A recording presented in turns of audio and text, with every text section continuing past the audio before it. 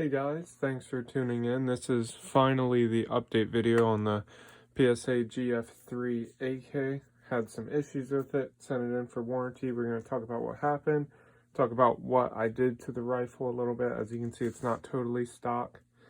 And yeah, so right off the bat, I want to talk about some changes that I made. There's an ALG trigger in here, running a Midwest Industries rail. Up front, have a Samson key mod vertical grip, and this is the Midwest Industries RMR top cover.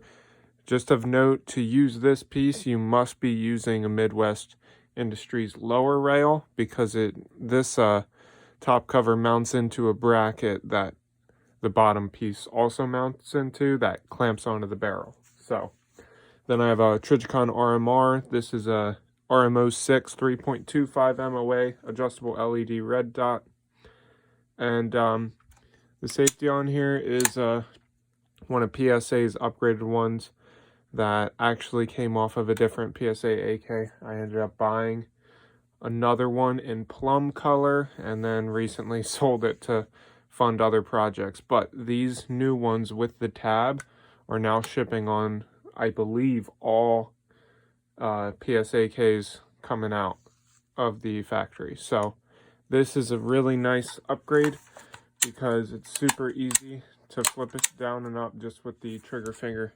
Big upgrade. Also want to note, wearing gloves because I'm going to tear into this a little bit and it's dirty. I just don't want to get all that shit on my hands. Go bitch about it in the comments if it's a problem to you.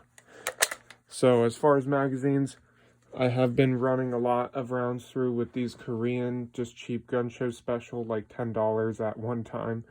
Korean mags, they run great. The Magpuls run great. Bulgarians run great. It pretty much works with everything. A friend of mine did have a Magpul Gen 3 with the steel tab.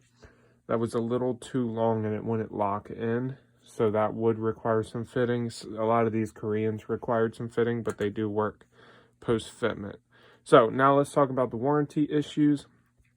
There was 4 things I sent it in for. The biggest thing was the safety. It when flipped up all the way up against the dust cover, charging it would send the safety up over the dust cover. So watch the first video if you haven't seen that for more on that. But that, I sent it in, told them about it. They said that the safety lever was out of spec. For whatever reason, it was like trimmed too short up here, which would allow this to sit too high, causing the bolt to smack it upward. They fixed that by replacing it with a new safety lever that's in spec. And so they replaced it with one without this tab on, and then when I got the other AK, I switched it over to my tricked out AK with the extension tab. So they fixed that problem completely. The next thing that I mentioned as an issue was the canted front sight. Had a lot of people in the comments. This is my first AK, by the way, guys.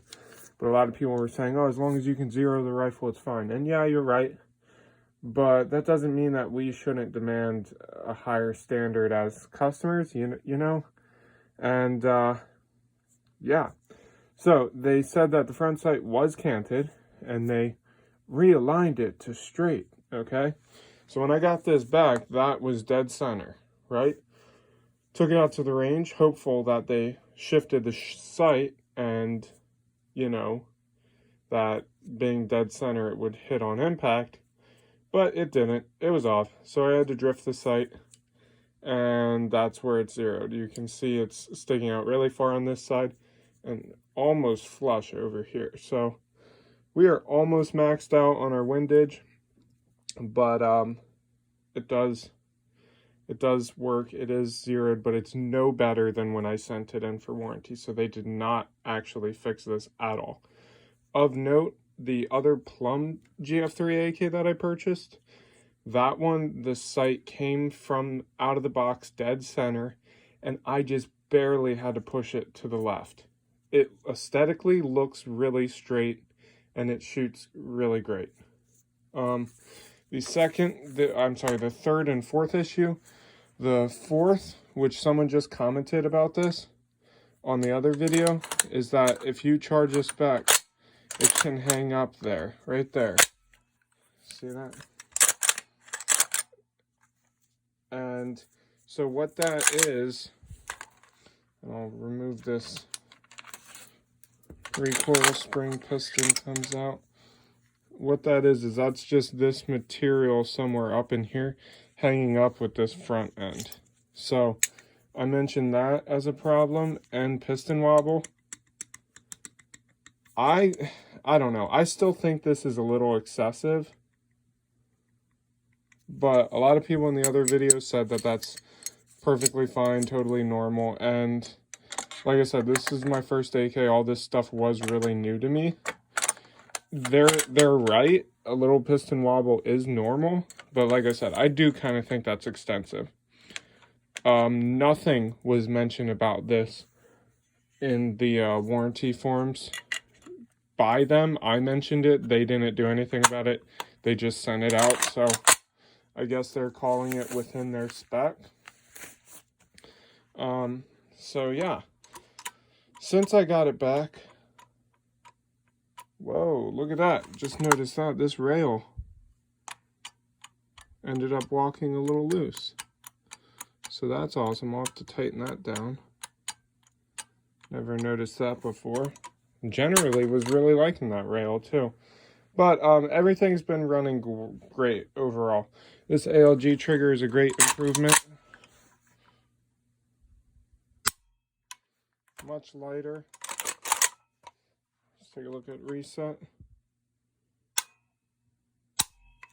So yeah, the reliability is there. Feeds everything really great. The other AK, the plum one that I had, I shot about 300 rounds through that. Everything went well except for two things on that one. I had one fail to feed on a Tula soft point. I think the tip of the bullet was just a little mashed. I feel like that could happen to any gun with soft point ammo that's a little out of spec. And I had one Pierce primer on the plum AK with that same batch of Tula soft points. Interesting note though, on the Pierce primer, I'm like 99% sure it's Pierce primer. There's a lot of smoke coming out of the receiver. It smelled like shit. But it cycled, loaded the next round, ejected that round, and I couldn't even recover the casing. So it smelled like shit, but everything still worked. It didn't cause any malfunction, so that's a good thing. Someone in the last video asked about light primer strikes. I haven't had any. And I've shot Max Tech, Wolf, Tula. I've shot, you know, a good variety of that stuff. So no issues with that. If you guys have any questions, go ahead, write them down in the comments. And let me know what you think. But this is the update on the Psa GF3 AK. If you are looking to get one of these, I do recommend them. It's an AK. So with that comes a little bit of rough edges, but overall it's a good gun. It works well and it's pretty cool. For the money, it's a great buy, especially right now, 2020, 2021, where we got the ammo-geddon going on. This stuff, this ammo 7.62x39, a lot cheaper than 5.56. So thanks guys, have a good one. Bye bye.